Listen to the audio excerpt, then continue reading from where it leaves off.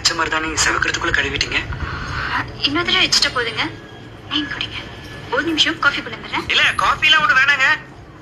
அப்ப டீ சாப்பிடுறீங்களா? இல்ல வேணாங்க. இல்ல பரவாயில்ல சொல்லுங்க. இல்ல வேணாம். இல்ல மாமா வந்து திட்டுவாங்க. சொல்லுங்க காஃபியா டீயா? சரி காஃபி. ஓகே.